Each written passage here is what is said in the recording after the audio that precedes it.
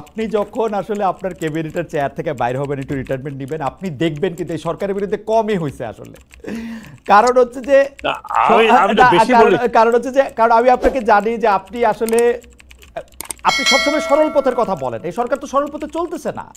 সরকারের দুইটা সেকশন 4 রকমের কথা করছে। আমি আপনাদের দেখাইতে পারি যে যাই হোক, সেটা অনেক বড় আলোচনা, কমই হইতেছে। আর সরকার চলতেছে আসলে ইউটিউবের ইনফ্লুয়েন্সারদের কথাই, কিন্তু আসলে ইউটিউবের ইনফ্লুয়েন্সাররা সত্য হোক মিথ্যা হোক একটা কথা বলে এটা নিয়ে অ্যাক্ট করে, রিয়েক্ট করে, কি করে না করে সেটা আমি এখন এটা নিয়ে আমি বলতে চাই না। আমরা একটু প্রসঙ্গে আসি। ওইটা যদি আবার আরেক লাইন বলতেন, উপদেষ্টাদের মধ্যে কি নির্বাচন নিয়ে 2 ভাগ বা 3 ভাগ আছে? কেউ কেউ আছে যে ডক্টর ইউনূসকে নিয়ে একটু থাইকা যেতে চান, ছাত্ররা একদল, আপনারা যারা হচ্ছে মানে আপনি যদিও সোলজার কিন্তু অনেক বেশি সুশীল সমাজ বা সিভিল সোসাইটি, অনেক বেশি শিক্ষক, তো আপনারা যারা আছেন, আপনি ডক্টর সালাউদ্দিন আহমেদ, তারপরে হচ্ছে ওয়াহিদুদ্দিন মাহমুদ, তারা একদল, আবার মাঝখানে সৈয়দা রিজওয়ানা হাসান, আসিফ নজরুল, তারা আবার আরেক দল, ওরকম ছাত্ররা একদল, ওরকম আলাদা আলাদা করা আছে। কিছু দল আছে আবার নিষ্ক্রিয়, ওরকম আছে কিনা, মানে যদি আপনি বলতেন একটু। এগুলো তো আপনার অবজারভেশন। দাদা দাদা এইটা বলা আছে, আমার না, এর একটা বক্তব্য আমার না। মানে কেউ কেউ বলতেছেন কি স্যার, দেখেন যে প্রফেসর আসিফ নজরুল, ডক্টর সৈয়দা রিজওয়ানা হাসান, জনাব আদিলুর রহমান খান, তারা সবাই এক ডিপার্টমেন্ট থেকে এসেছেন, ল ডিপার্টমেন্ট। তারা অল্প একটু ছোট বড়, তারা একটা গোষ্ঠী, অ্যাটর্নি জেনারেল সহ। আবার কেউ কেউ বলতেছেন যে আপনারা যারা একদমই সিভিল সোসাইটি থেকে আসছেন, কেউ কেউ আপনাদেরকে বলতেছেন যে আপনারা যেহেতু রাস্তায় আন্দোলন করেন নাই, সেহেতু আপনাদের গায়ে আসলে এই অভ্যুত্থানের আঁচটা লাগে নাই, সেজন্য আপনারা এক পক্ষ, ছাত্ররা আবার এক পক্ষ, ডক্টর ইউনূস কোনো পক্ষ না হইতে গিয়ান এক এক সময় এক এক পক্ষ, এরকম মনে হয়। যে এইটা নিয়ে যদি একটু বলতেন যে আসলে কি এরকম মতভিন্নতা আপনাদের মধ্যে আছে কিনা, বা ইলেকশন নিয়ে ওটা যদি একটু বলতেন। আচ্ছা, ঠিক। আমি আমার পজিশনটা করি। ইয়েস, আমি তো মাঠে ছিলাম না, কিন্তু 15 বছর আমি কি করছিলাম আমার মতো। আপনি আপনি আপনি বলেন, আমার মতো মানে কনসিস্টেন্টলি কেউ কথা বলে গেছে না, কনসিস্টেন্টলি কেউ লিখে গেছে না, এবং সেগুলি সবই রেকর্ডেড, সেগুলি সবই রেকর্ডেড, সেগুলি অল ইন রেকর্ডেড, সবই অল ইন রেকর্ডেড। এখন আমি তো রাইফেল নিয়ে দৌড়াদৌড়ি করি নাই, বাট আমি তো যতটুকু আমার বিবেক এবং শক্তি সঞ্চয় করে যতটুকু বলার আমি বলেছি আপনাকে। খালেদ, আপনি ভালো করে জানেন, গতবার আপনি বলেছিলেন আমাকে তো অনেক টোপ দেওয়া হয়েছিল, অনেক, হ্যাঁ, আমি রিপিট করতে যাচ্ছি না। আর তারপরে আপনি চিন্তা করেন কোন পর্যায়ে গেলে আমি দাঁড়িয়ে বলেছিলাম যে সৈনিকরা তোমরা গুলি করবে না, তরুণ অফিসারদের বলছিলাম যে তোমরা কোনো অর্ডার দেবে না, because you are not part of it. আপনি এটা মানে অন রেকর্ড এবং কোর্টের মানে সংবাদ মাধ্যমে এটা আপনি বলছেন, এবং আপনার এই বলাকে অসংখ্য জায়গায় উদ্ধৃত করা হয়েছে, অসংখ্য জায়গায় ছড়ায় দেওয়া হয়েছে, এবং এটা বলা হয়েছে সময় না। সেগুলি প্রসঙ্গে আমি আসলে মানে না, আমি যেটা বলছি, আপনি বললেন যে আমি আমার কথা বলছি, আমি বাকিদের সাফাই তো গাইতে পারবো না। হ্যাঁ, আসিফ নজরুল সাহেব, তারপরে রেজওয়ানা, সবাই সবার অবস্থান থেকে নিজ নিজ দায়িত্ব পালন করছেন, আসলে মনে হয় পালন করেছে ওই সময়। আমি তো আসিফ নজরুলকে ছাত্রদের সাথে দেখতে সবচেয়ে বেশি, রেজওয়ানাকে দেখেছি, আপাও সবচেয়ে বেশি ছিলেন, আদিলকে দেখেছি, আমরা আরো অনেক কয়েকজনকে দেখেছি। তারা তো আমার সাথে সাহসী ভূমিকা পালন করেছে, তাই না? আমি নয় একটা কোকুনের মধ্যে থেকে অত কথা বলেছি। অনেক সময় আমি জিজ্ঞেস করতাম যে আমি গ্রে লিস্ট নাকি হোয়াইট লিস্ট নাকি রেড লিস্ট। মাঝে মাঝে রেড লিস্টে চলে যেতাম, আবার কিছুক্ষণ পর শুনতাম না আপনি গ্রেতে চলে আসছেন। গ্রে মানে হ্যাঁ ঠিক আছে, আপনি ডাকলে ডাকতে পারেন। হ্যাঁ, আপনি নিজেও তো অ্যাঙ্কর ছিলেন যখন আমি অনেক ধরনের কথাবার্তা বলেছি। এই সরকার 11 মাস পার করে ফেলেছে ব্রিগেডিয়ার জেনারেল সাখাওয়াত হোসেন, এখন আপনাদের 1 বছরের হিসাব করা শুরু হয়েছে। আমি যেই কথাটি বলছিলাম যে মব কালচার নাকি প্রেশার গ্রুপ, আইন নিজের হাতে তুলে নেওয়ার যে প্রবণতা, সেইটা মানে কিরকম? ধরেন প্রেস সেকশন বলতেছে যে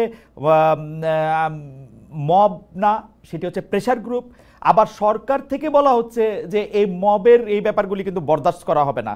এইটা আসলে ক্যাবিনেটে কিভাবে আলোচিত হয়? এটা কি আসলে মব, প্রেশার গ্রুপ, নতুন ডিফিনিশন দরকার, কি আসলে জিনিসটা?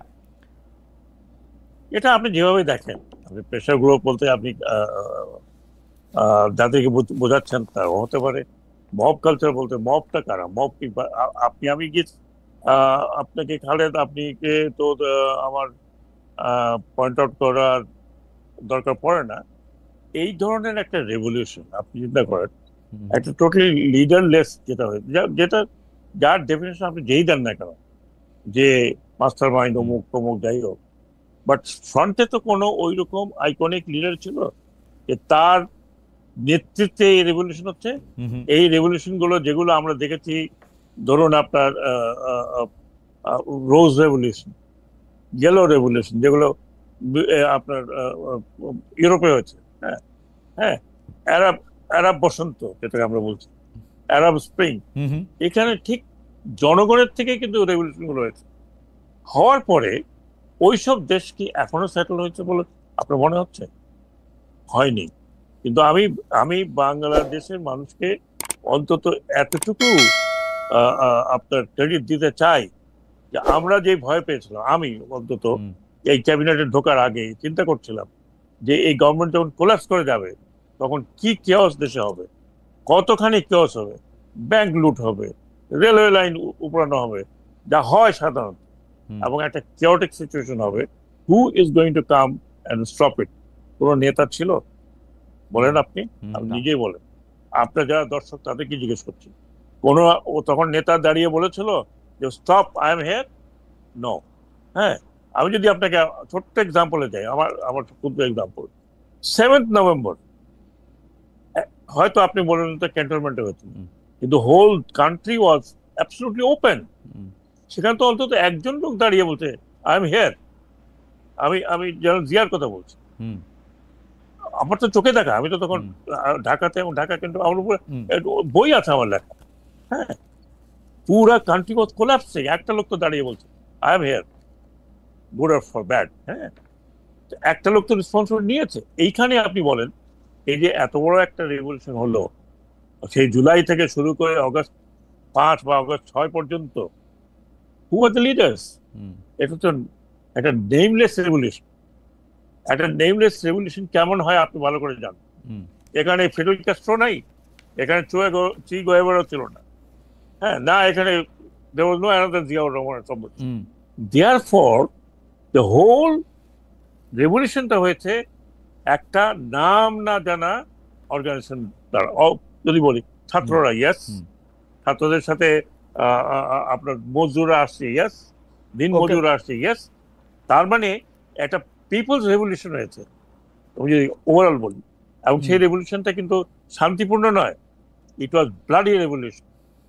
আবার এই 21st সেঞ্চুরিতে আমার মনে হয় যে এই ধরনের রেভলিউশন অন্তত আমি অবজার্ভ করিনি। এই ব্লাডি রেভলিউশনের পরে এই দেশটা কি হওয়া উচিত ছিল আপনি? সেখান থেকে আমরা কোথায় আছি? We are much much better of. আচ্ছা, আমরা আমরা শোনেন, আমি একটু শেষ করি। আমরা আমি নিজেও, I am also part of ইট। আমরা কিছুতে কিন্তু অধৈর্য হয়ে যাই, আর গেল রে, হইলো না, ওটা হলো না, সেটা হলো না, সেটা হলো না, সেটা হলো না।